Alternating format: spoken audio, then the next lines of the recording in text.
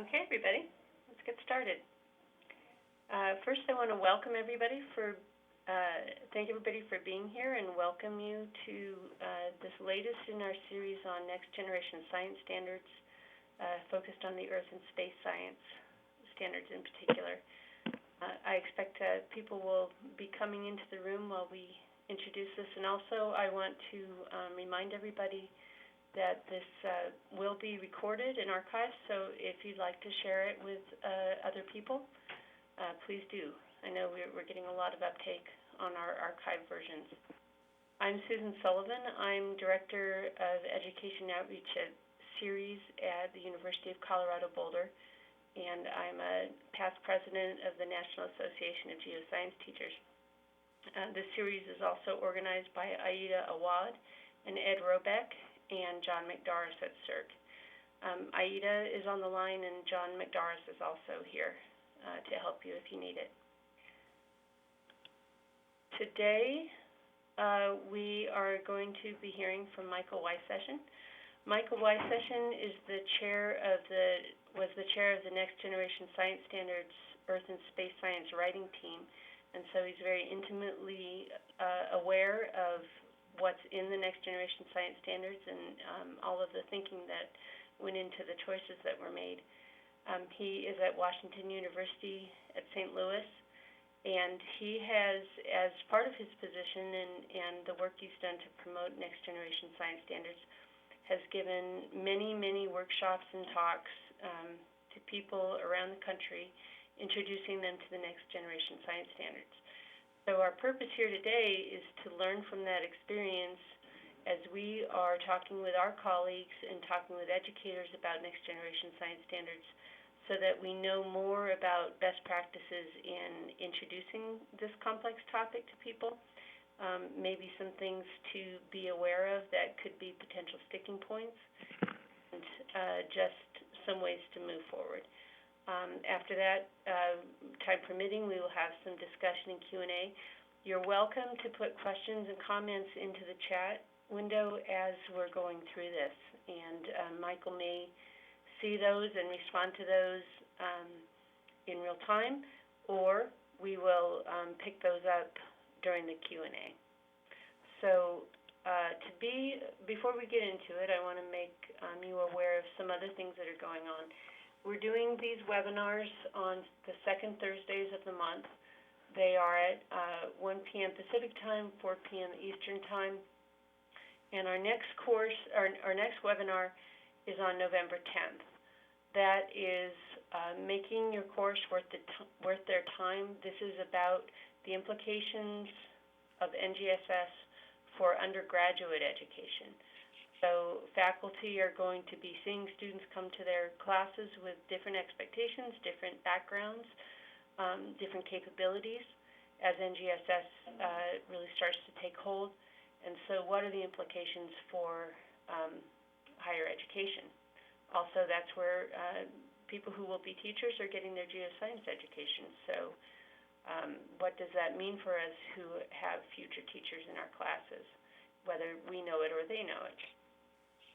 Also, we will be, and that will be presented by Ann Ager from Central Washington University. We will be having a workshop as part of the AGU Gift Workshop in San Francisco. So if you are attending AGU, if you're an educator who wants to get involved with GIFT, maybe look into that. That stands for Geophysical Information for Teachers, and that's held every year in San Francisco on the December 12th and 13th this year. If you want to if you are not already signed up for notifications about these webinars, you can sign up at this list. This is where you will get a notice of the archive of this, and also a notice of new webinars as they're open for registration. I'll mention that Ann's webinar is open for registration. If you'd like to sign up for that, it's open now.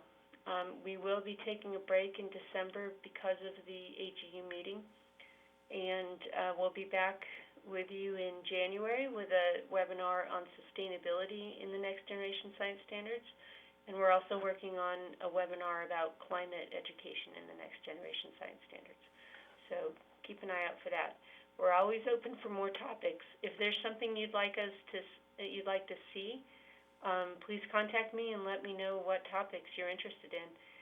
If you have something on the top of your mind, you might want to just put that in the chat, and then that job is done. So, with that, I'd like to introduce Michael Wysession. And I'm very happy that Michael is able to make this happen, and he's been busy continuing to present to teachers about next generation science standards. So glad he got back in time and that he's here with us today. So that, I'll pass it over to you, Michael. All right, thank you very much. Oops, I'm missing the first many slides here. Hold on a second, let me look. I copied them straight out of your deck, so let me see. Maybe I can up on my desk and share my desktop if need be. And you can do that too, Michael. You know, that's right, I can do that also. Do you want me to stop the sharing so that you can pull it up on your screen? I don't know what happened. Pretty sure I had all the things. I thought I had all the things copied in. So. I've got it up on mine as well. Yeah, I have it up on mine. So what do I do to share? Or do you do that? Share my screen. Share your screen.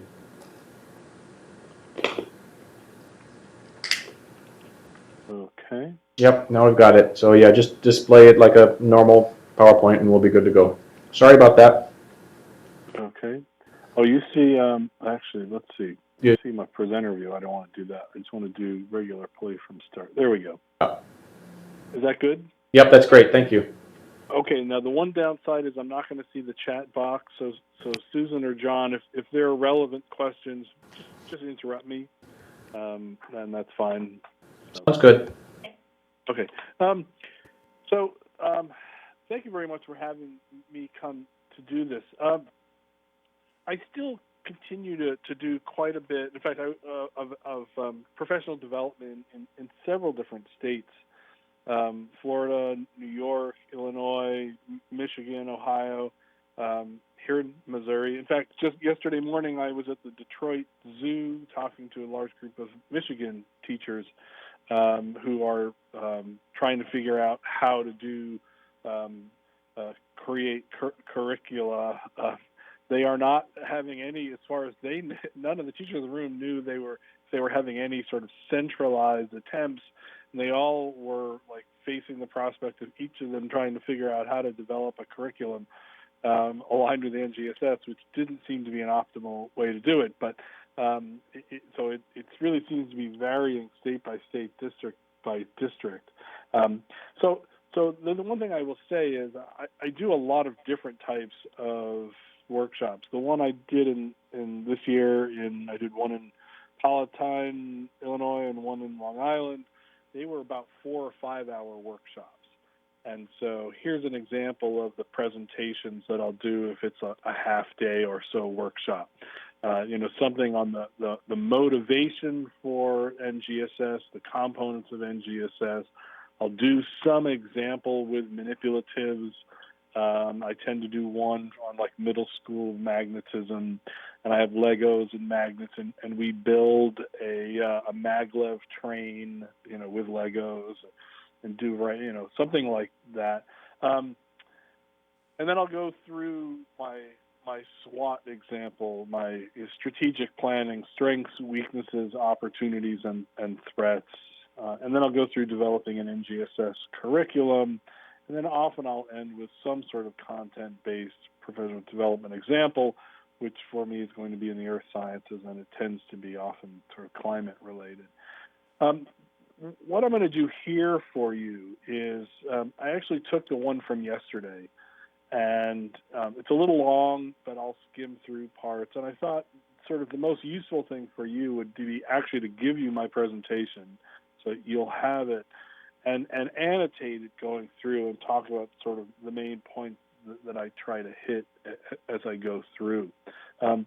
I'll often start with some quizzes, and people don't realize that standards began in 1852 with Horace Mann in Massachusetts using the Prussian standards of Frederick the Great.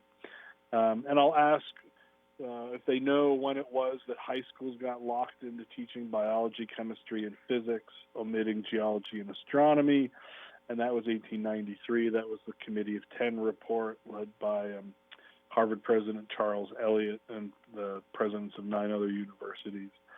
And then I'll talk about, in what year were the first national science K-12 standards adopted. And I let people guess, and then if some people figure it out that it's a trick question. Of course, never. It is actually against the law to have a national curriculum of anything. It's actually written into the 1965 Elementary and Secondary Education Act. And so, states' rights really rules in this country. No state likes to be told who they can marry, what they can smoke, what guns they can carry, and sure as heck how to teach their kids. And that trend has continued with the replacement of No Child Left Behind with ESSA, which has really sort of abdicated any responsibility on the part of the federal government and left everything up to individual states. Michael? The good thing, yes? So some people are having a hard time hearing, not everybody, but if there's a way to, could you increase your volume or speak louder? And for anybody for whom that's too loud, maybe decrease your volume. Is this any better? I don't know. Oh. We'll hear if Dennis, yes, I hear that yes, it is better. Okay, well, I'm holding the microphone right in front of my mouth here, so hopefully this will help.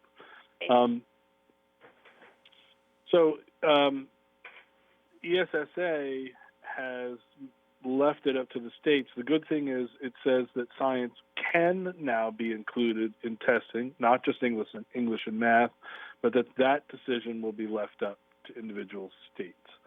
And that's sort of really important. I do sometimes, if there's time, run through a little bit of a history of science standards, including talking about Project 2061, the benchmarks for science literacy through the AAAS, and but sometimes if I don't do that, I will at least talk a little bit about the NSES, because pretty much everything that's in the Next Generation Science Standards was in the NSES, only it wasn't integrated. And in fact, there was a lot. People don't know it. It's a fabulous document. It has science teaching standards. It has professional development standards. It has a whole section on assessment, which the NGSS didn't touch at all. It has education program standards. It has education system standards. And, of course, it has the science content standards. Where the NSES went wrong was in the content standards, it listed out physical science, life science, and earth and space science separate from, for instance, science as inquiry, which was before, the science and technology, science and personal and social perspectives, and the history and nature of science. So most states just grabbed that content and that influence and became the bulk of their state standards. There's no integration of the practices of science with the personal and social perspectives in science, what became, Big Idea 3 in the earth science. I talk a little bit about some of the work in active learning that's been done, like the NRC reports, Taking Science to School, Ready, Set, Science. I talk a little bit about learning progressions and how much they played an important role in influencing the NGSS, though I emphasize that there is not enough research yet on learning progressions to actually construct a set of performance expectations using learning progressions. But that would be a great thing in the future when there is actually more research as to sort of, child psychology and pedagogy. I talk a little bit about the benefits of active learning as opposed to passive learning, how old standards have just assessed the memorization of factoids. We've ended up, as a result, with too much content, the inch deep and a mile wide model, and mentioned how one of the tasks given to the writers of the NGSS was actually to cut down the volume of content by 10%. The goal was to have us be 90% of the total amount of content that was in, the bulk of previous state standards.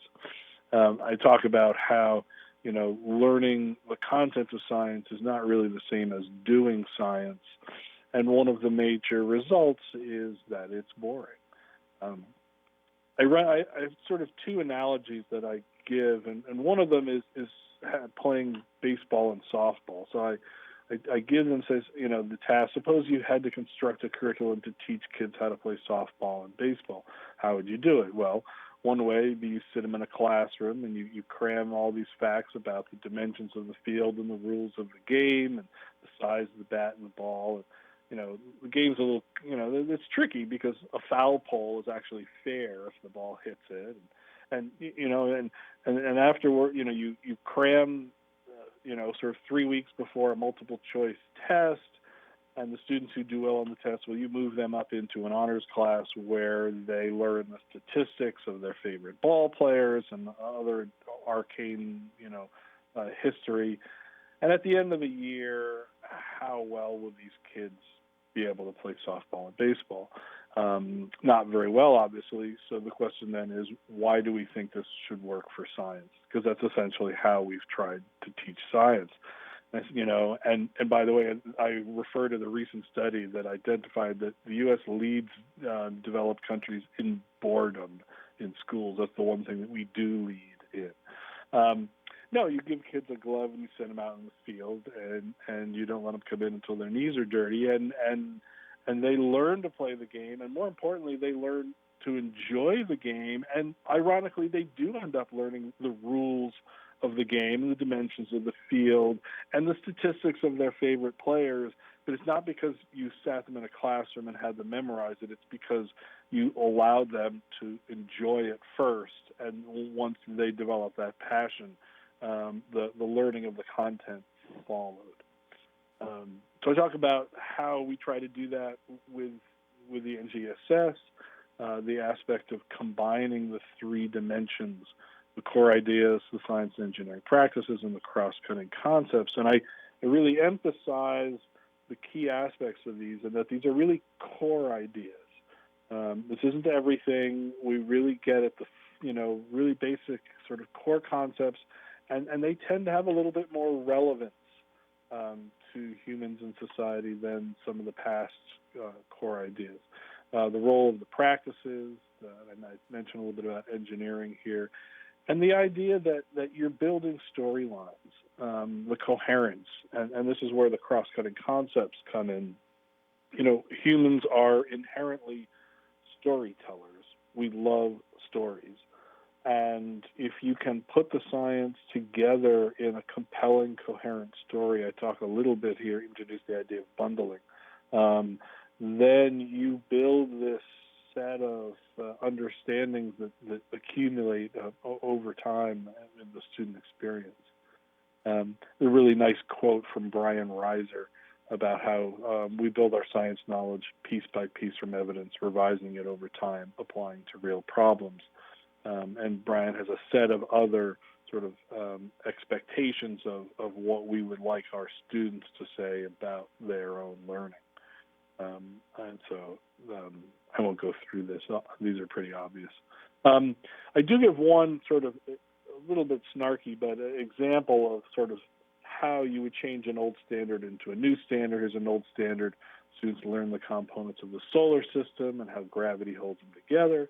That sounds fine, but you would assess that. All you would need is something like, how many planets are in the solar system, which, used to be 9, but then we got rid of Pluto and it's 8. And now NASA thinks they found a new planet and it's 9 again. And the whole point, of course, is who cares? Right? It doesn't matter how many planets there are. The point is that it's a system. It's a solar system.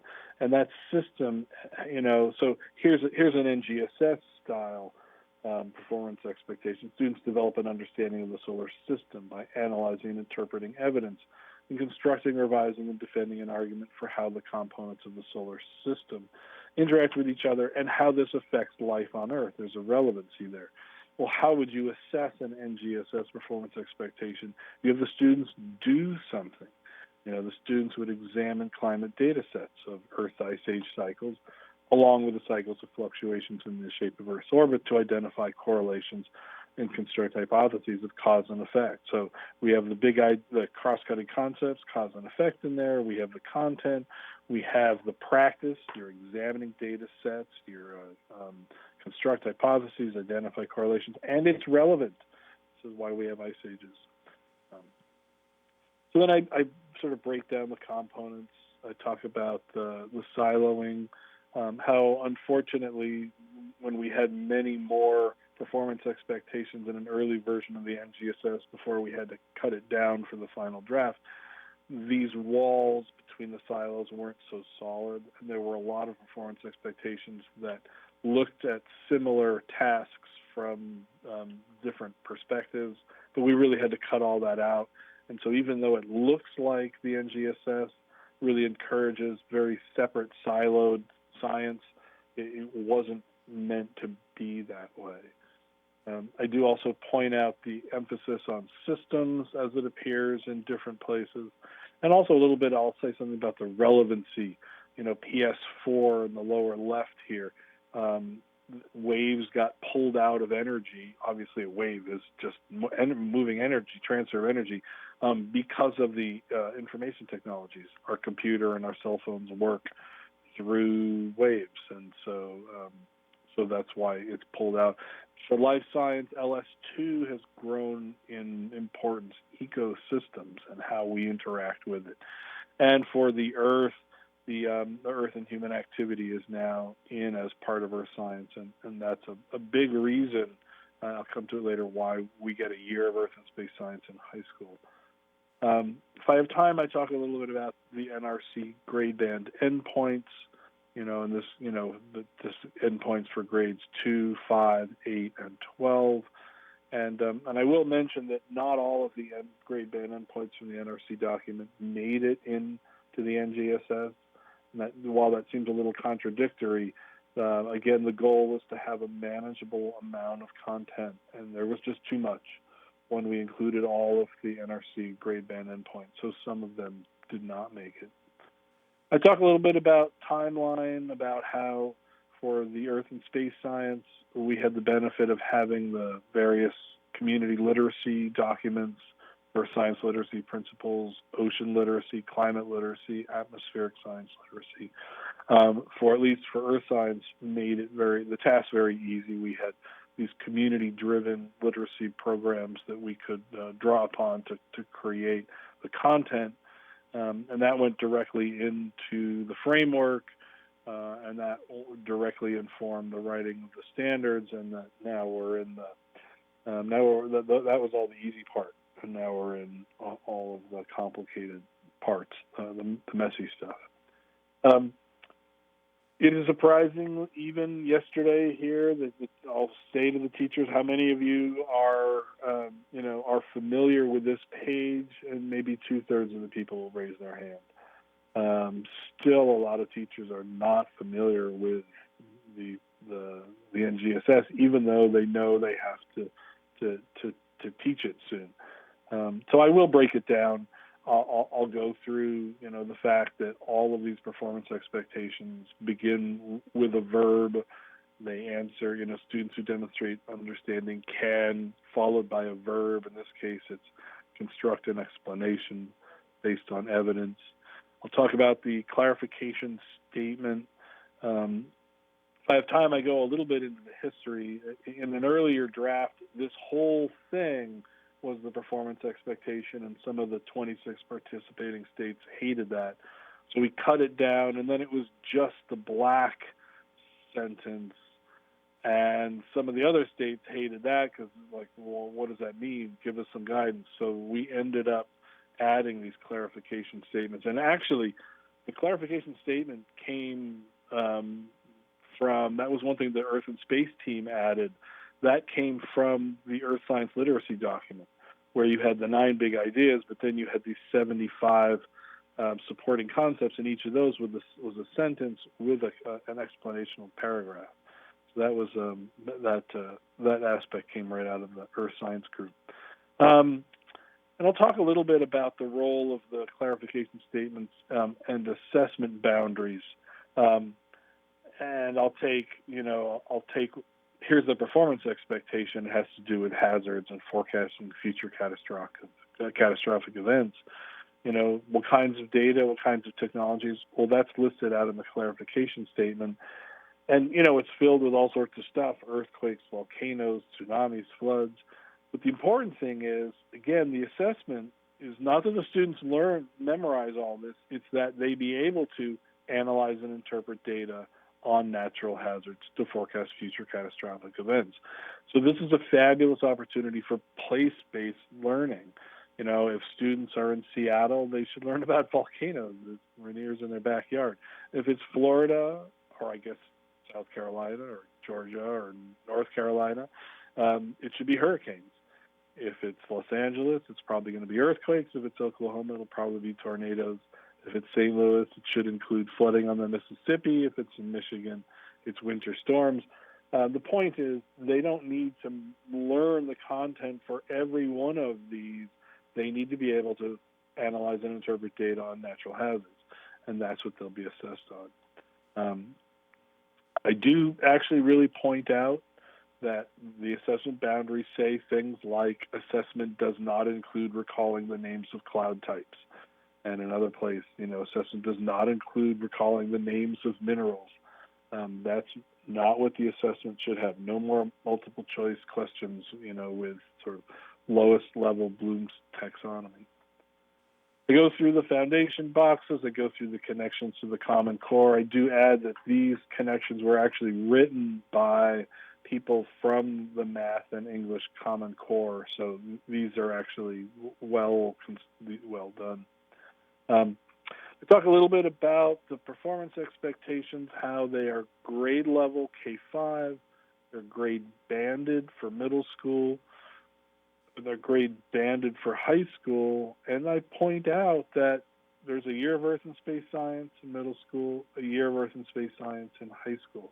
Now, most of my presentations end up being for a mixture of teachers across all disciplines. I have given some that are just Earth Science, so I'll have a certain different bend there. But nonetheless, the year of Earth Science for all students in high school is a big change, and so I often do give some justification on that. I point out that these concepts of resources, hazards, impacts, global climate change, they dominate our headlines, and I refer to what I just talked about at GSA. How if you look at the headlines in the year of the New York Times, the Earth and Space Science articles are more frequent on the front page of the paper than all the other areas of science, including medicine, by more than 2 to 1. And it's Keystone pipelines and hurricanes and earthquakes and oil spills and all this kind of stuff. And I'll give them my spiel about the motivation that parking lots and roads are now larger than the size of Georgia. All the towns and cities, the developed land is now larger than the size of California. This is just the U.S. All humans now use 40% of the land to raise and grow their food. It's actually more than 50% of the U.S. And humans now control well more than half of the land surface. And what's left over is stuff like the Sahara Desert and the Himalayas and Greenland and Antarctica, not easily farmable. Talk about our reliance upon minerals and metals. Each American requires 25,000 pounds, each year for our infrastructure, our buildings, cars, and roads. And the result is that human-caused erosion rates are now 6 times greater than all other natural causes combined. I talk a little bit about our need for energy. I'll go through a sort of a participation example to help them understand what 18 terawatts is, 18 trillion joules per second. I'll actually take out I'll talk about how Newton used an apple. 1 joule is something a tenth of a kilogram lifted 1 meter in, roughly 10 meters per second squared gravity. Well, a tenth of a kilogram is 3.5 ounces. It's like a small apple. So I pull out my small apple, my phone, from the pocket, and I lift it up, and I start lifting it up once a second, and that's 1 watt. And then I have everybody in the room do it. Yesterday I had about 60 people, so we were all there lifting our small apples up 1 meter every second. And I pointed out that's enough to power 1 60-watt light bulb, and everyone's arms was getting tired after a while. And that, in fact, if humans on Earth had to generate our own energy, it would be equivalent to every person in the world, man, woman, and child, bench pressing 570 pounds each second. And how there are a few guys in the world actually who can bench press 570 pounds. They do it once and they're done. This would be everyone, every second, bench pressing 570 pounds. But of course not in the U.S., where we use so much more. It's the equivalent of each person in the U.S. lifting 2,500 pounds, 1 meter every second, and how really there aren't any people who can do this. And a big consequence of our consumption of energy is, of course, the global increase in temperature. I talk about how, this trend is pretty clear, the global increase in temperature. And I refer to, and I ended this with a reference to the World Wildlife Fund study of more than 10,000 populations of vertebrate animals, mammals, birds, reptiles, amphibians, and fish, and show that the global population of vertebrate animals declined by 52% between 1970 and 2010. More than half of all vertebrate animals on the planet died in just 40 years. And that the last time sort of our planet satisfied our biomass needs was back in 1970. We now use about 1.5 planets worth of biocapacity, and that means we're borrowing heavily against it, and obviously we can't do this for long.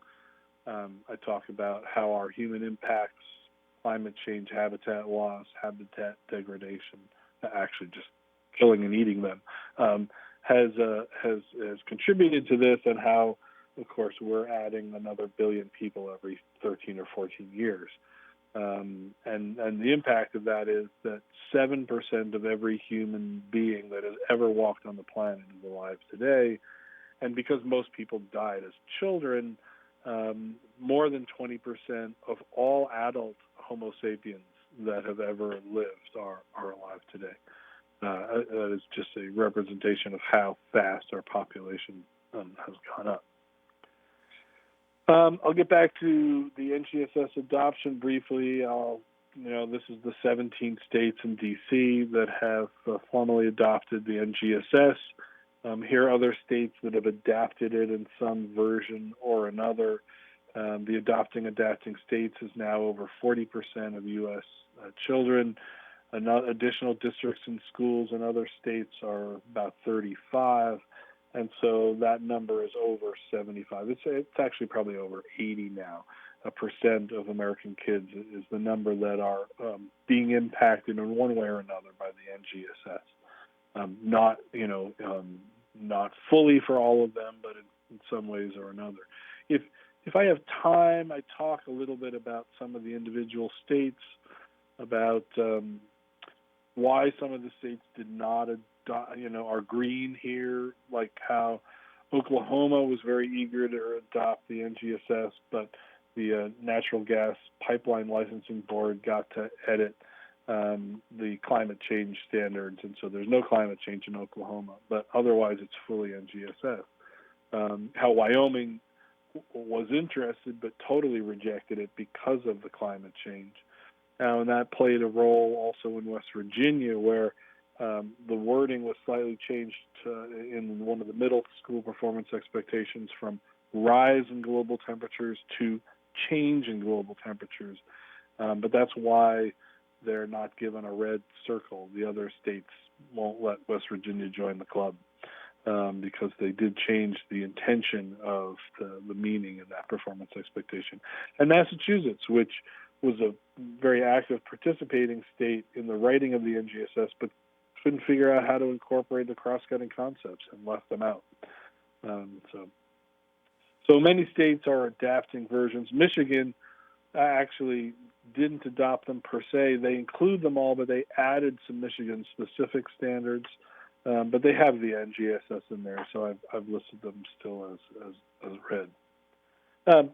I make a sort of snarky point about how there's no such thing as the scientific method. I start to work through this, and then I go, nah. No, in fact, there is no such thing as the scientific method. This is one of multiple scientific methods. And I talk then about the practices of science and engineering.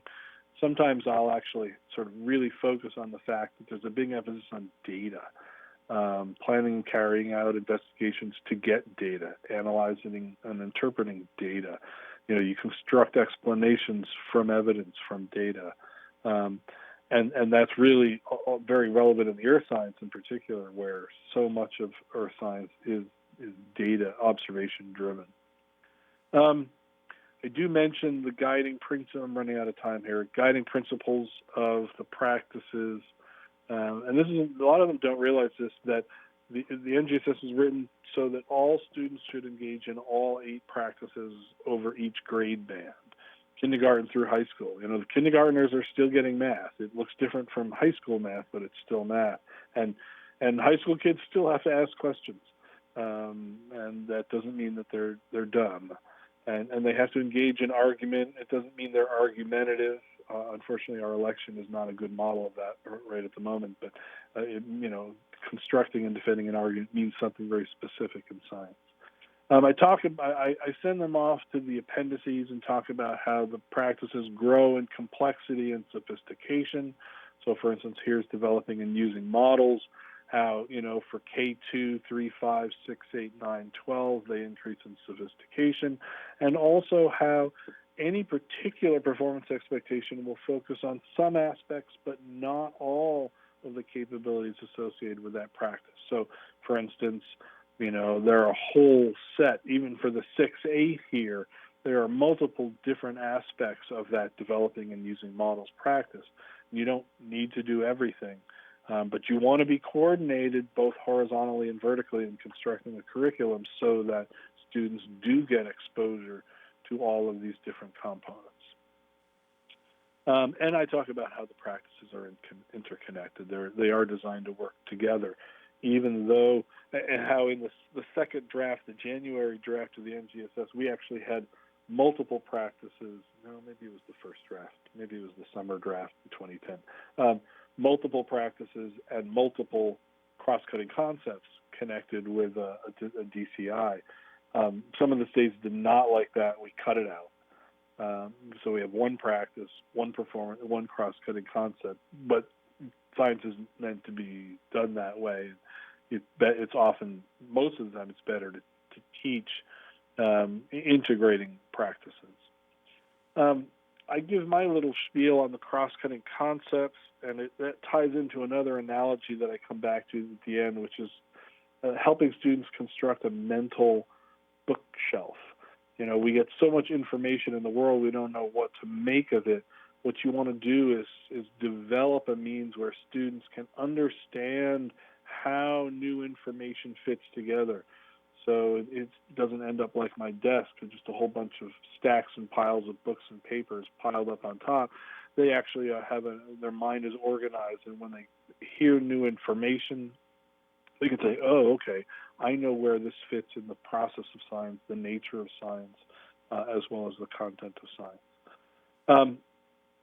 I'll talk about, I like to divide the cross-cutting concepts into 3 categories: the structure and dimension. And these are things like patterns, scale, proportion, and quantity. These are ways of categorizing and classifying information.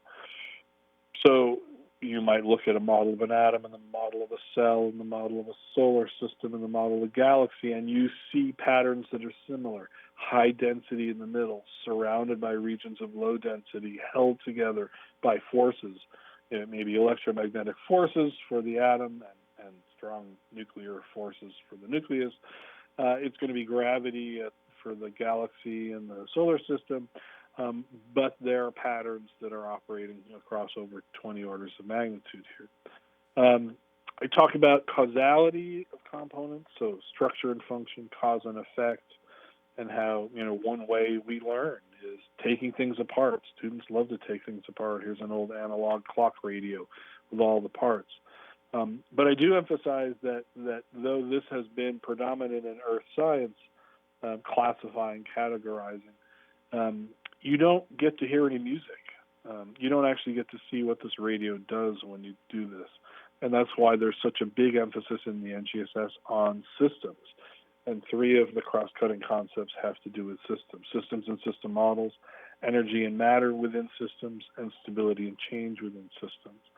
And so, the student could learn in physics about a parallel electrical circuit, and then they're going to see a humid circulatory system in biology, and they're going to see the carbon cycle in earth science. And in each case, you have a battery, whether it's an actual battery or whether it's the heart or whether it's the sun, which drives a flow of energy and a cycling of matter.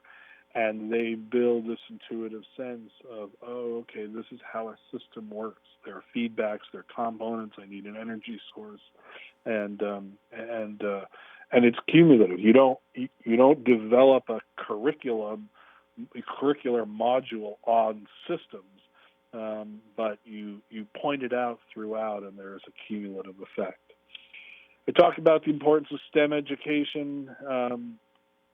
And how engineering is integrated in all 3 foundation boxes, the practices, the core ideas, and the cross-cutting concepts. And I do point out that some of the performance expectations for both middle and high school are called out to have particular ties to the science and technology. And actually more so in earth science than in the other. For high school, there are more of these engineering, science, technology, STEM call-outs than both physical and life science combined. I go through the importance of STEM literate public, economic, right? We have all these STEM jobs. We don't have enough people for them. Competition among states, among countries. If I have time, I talk about how the reason the NGSS actually came into being was because so many corporations sort of leaned on governors and said, I don't really care what you believe about evolution or climate change. That's your business. If we don't get a working, if we don't get a working population of people who are educated in science and technology, we're going to have to leave the state. We won't be able to compete. And equity. White men are 55% of current STEM jobs. White women are 18%. Hispanic men and women 4%. Black men and women are 3%. And this is obviously not acceptable. And not a successful way to survive, long term as a country, but that STEM education is a way to pull this up, and then of course voting, informed citizenry, and I really stress that NGSS is a STEM program. The integration with mathematics, the integration throughout the foundation boxes of engineering, the engineering design principles. This isn't just a little box at the end on how NASA discovered Tang or something. I mean, this is engineering integrated throughout. I talk a little bit about the nature of science, how some of the aspects, some of the performance expectations have a call out to the nature of science, and a great way of teaching things like the history of science. And so the talk and how the nature of science, they come in 2 flavors, one that are more associated with practices and one that, the practice of science, and one more associated with the cross-cutting concepts or, the nature of knowledge in the universe. And then I run through how you would put a curriculum together. You start with the performance expectations, use Achieve's evidence statements, and I'll show an example of some of the evidence statements that Achieve has for each of the performance expectations. Advice on organizing data, identifying relationships, interpreting data. I'll point them to the NGSS for All Students, which was written by Oki Lee, who's an expert on diversity and differentiation, and so how to handle students for whom English is not their first language, who are slow learners, etc. I point them to Appendix K course maps, the idea of teaching, of setting up a curriculum that is sort of logically based, teaching in sequence what students need to know first before what they need to know second and third. How if you do that either for middle school or for high school, you end up largely with physical science in your first year, that would be 6th grade or 9th grade. Life science in your second year, that would be 8th grade or 10th grade, and earth and space science as a capstone, both for 8th grade and 11th grade. But there are other ways to do it. Course map 2 is the science domain model. You just do physical science, life science, earth and space science. 1 year for each in middle school, 1 year each for high school. Or course map 3, which is probably going to happen most prevalently in high school, unfortunately.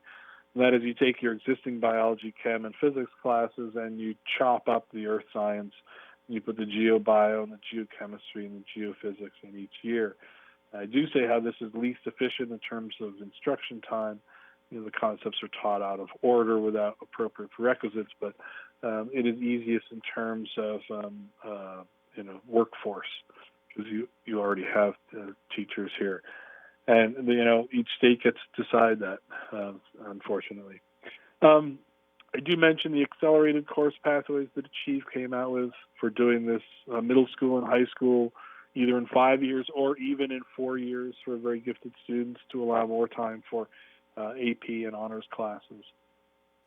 I put a lot of emphasis on bundling. So, how if you were to play all the performance expectations end to end, you will never be able to teach them in a year. It can't be done. You want to bundle them together into coherent storylines. And here's an example of one I've been working with a local school in Missouri on. This is fossils and evolution. So obviously you have life science performance expectations, natural selection, extinction, evolution. You have earth science performance expectations on the stratigraphic rock record, geologic time, and you have physical science, with radioactivity, if you actually want to put absolute dates on your fossils.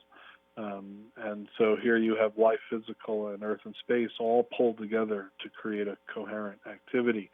And I'll point to some curricula like the MyStar curriculum in Michigan, which, for grades 6, 7, 8, have 5 storylines, for each of the years that pull together. The physical. You can see they actually call out here earth science, life science, integrating wherever possible, and also the engineering, technology, and society. I talk about using. Remind them about the clarifications and assessment boundaries. I point them to Achieve science tasks, which are a set of middle school and high school, and I think they have some elementary out now, where they have 20, in this case, the 22-page set of activities with both formative and summative assessments that are directly tied to Common Core math, and the next page here, Common Core literacy, and here's the NGSS disciplinary core ideas that they're addressing. In this case, it's antibiotic resistance for the middle school. And these are really good examples. Teachers can use them directly, or they can inform the development of other sort of coherent storylines. I really emphasize that NGSS will fail if we don't make sure that teachers are able to teach what they love. To make sure they have enough time to go back and teach concepts. If students need further instruction, that if they have an assembly or a snow day, they're not hosed because there isn't enough time, and that both teach what they love and love what they teach. And I sort of challenge the teachers to stay engaged with science, keep up with science news or science magazine, and bring everyday current teachable moments into their classroom, etc.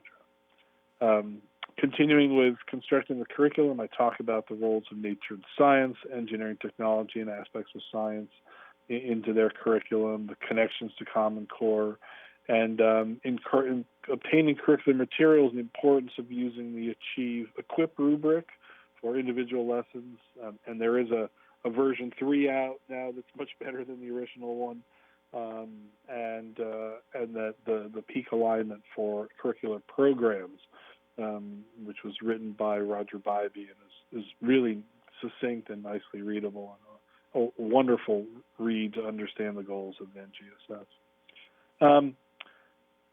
And I'll wrap up with my mental bookcase. I'll talk about, this is a quote from the framework about how experts understand core principles and theoretical constructs of the field.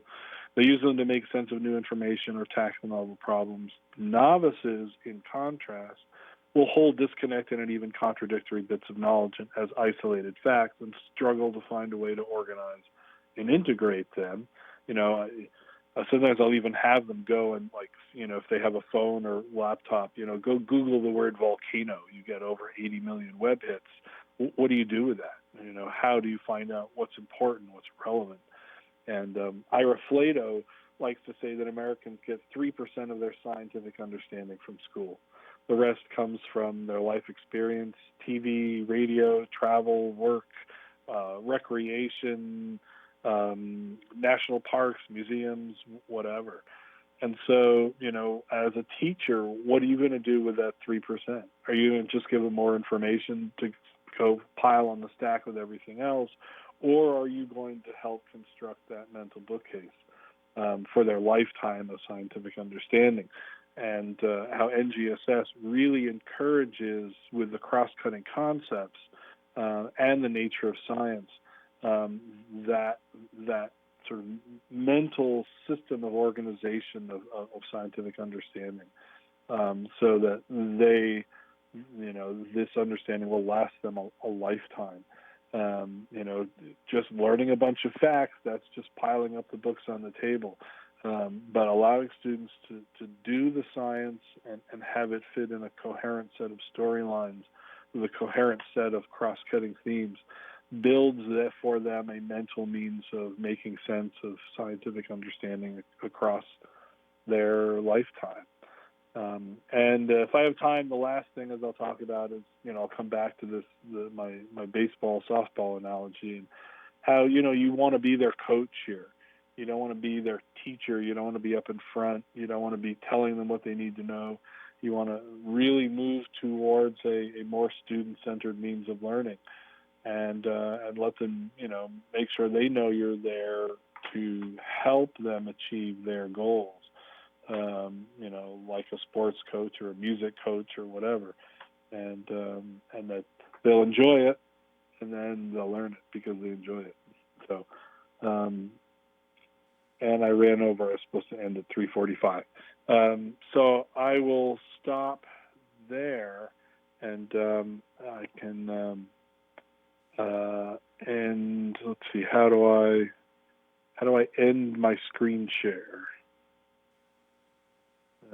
Here we go. All right. So, okay. So, Mike, are you getting a sense of how many high schools will add an earth science class? So that's a really good question. And no, not yet. I do have a sense from polling that most of the country's middle schools are moving towards some form of integrated 6-8 program, and earth science has always been prevalent in that. What I'm hearing is that large numbers, if not, I don't have a number, but a vast number of, most schools are now looking to include earth and space science in high school. My sense is that most of them will probably keep the biochem physics classes and add add the earth and space within that. That said, there is a growing interest now. There are many states that teach a physical science class, and they've had 2 years of science. They've had a physical science class that's largely physics and chemistry, maybe with some earth and space, and a biology class and that some of them have had an earth science class as as an elective, and that the easy route for them is to require all students to do the physical science, the year of life science, and then make the earth science mandatory. So I know that there are some schools going that way, but I haven't seen anyone try to come up with numbers yet. Rebecca says, I'm curious to know if schools are struggling to come up with funds needed to buy the extra equipment needed for doing science. Has this been an issue? Oh, absolutely. It's gotten really bad sort of nationally. It used to be that schools would regularly upgrade their curricular materials or textbooks or whatever every 7 years or so. And for some of them, it's been put off. And, it's been 10 years or longer for some.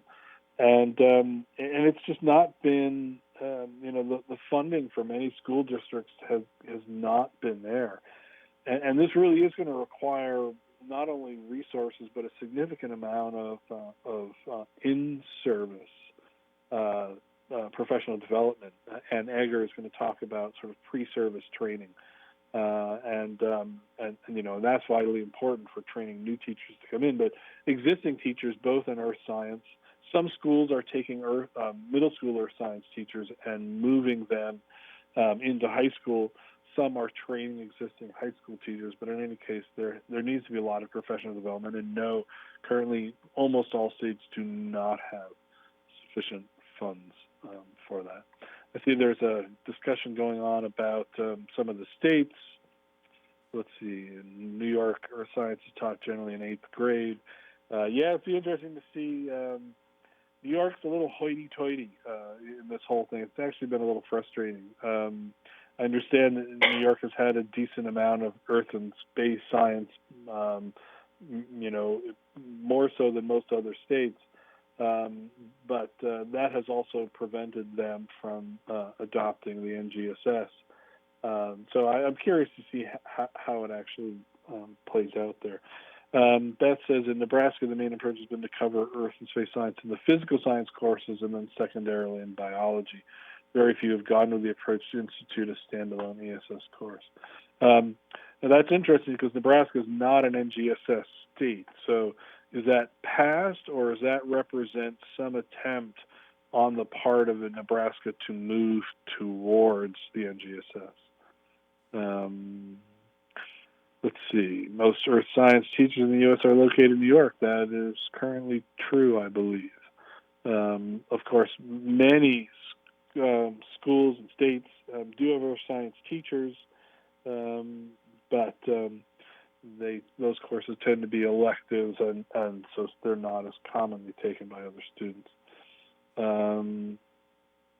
Let's see. Joanne says the high school Regents exam in earth science is not given in high school. Pass. Let's see. Beth says pass. The revision happening this year is to be based on frameworks, but not adopt the NGSS, right? So Chris, Mike, in people knowing what's going on in different states with all these iterations of adopting, calling it state science standards when they're really NGSS, do you know of any central repository for those changes in what's going on in states? No, I have been after Achieve to do this, and for some reason they've been really hesitant. They talk about doing it, but they have not yet done it.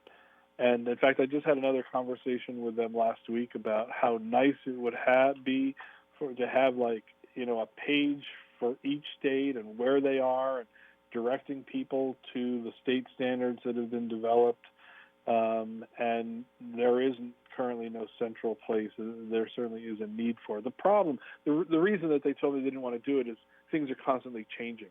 And It would be a full-time job for someone to keep track of this. And what you don't want to have is a bunch of old dead links that lead you to out-of-date information.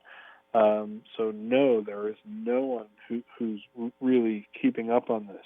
And, it is confusing because, my state of Missouri for a long time said absolutely not, no NGSS.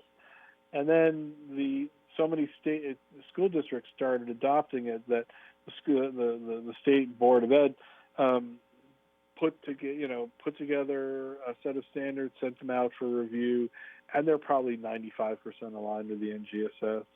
They didn't take out any key issues. They changed wording almost arbitrarily in some cases, it seems to me.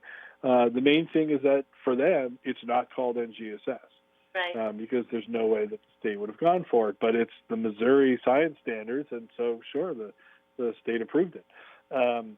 And so that's happening a lot of places where that's also in Michigan. And it's called the Michigan Standards, but it's the NGSS. And so, but in varying degrees are these state science standards similar to, and so it's getting very complicated. So I want to thank you, Mike, for presenting, and also thank all of the attendees for this interesting and vigorous discussion. I do want to a couple of the events coming up, and remind you that they're here. Also, there is a sister, another webinar series that's also supported by NAGT, and they have a suite of webinars coming up. The next one, I guess it was yesterday, there's one coming up on energy and the environment, and you can see what the rest of that is. If you're interested in that, you can watch for that, and I guess maybe we need to put those on the discussion list as well. And then lastly, if you have ideas, things you'd like us to do, if you need help with Earth Science NGSS in your state or district or wherever you are, if you have questions, please contact us, because we're here to support implementation, and it helps us know what we can help to find resources for, in order to expand this effort that we've been doing. I also want to point out, one last thing. The Clean Collection is trying to make a decision on how to represent their resources, and is asking for help to take a quick say, do you like the one on the left, or do you like the one on the right, in terms of which way is a better way to show how your NGSS resources that you have for teachers are aligned. Anyway, if you could please take that quick survey, tell us what you prefer, that'd be great. Also, if you have other questions like that, if you want help for that, the discussion list is two-way. It doesn't have to just be us announcing webinars. So if you have things like this that you want to put out on that list, if you'd like to ask questions, you can do that. So with that, I want to thank you again, Mike, and I want to thank everybody for spending a portion of their afternoon with us, and look forward to seeing you on another webinar. All right. Thank you very much for giving me the opportunity to talk. And if people have questions later on, you're welcome to send me an email as well. So, and I'm assuming that the PowerPoint will be available. I think Susan, is this available somewhere? Yeah, it's available, and John put the link in the chat. Yeah, it's up on the page now, and I made sure it was your whole set of slides. Fabulous. Great. Okay. So what I would do if I were trying to do this with teachers is take this set of slides for Mike, go through all the resources, make it your own, and that's a good place to start.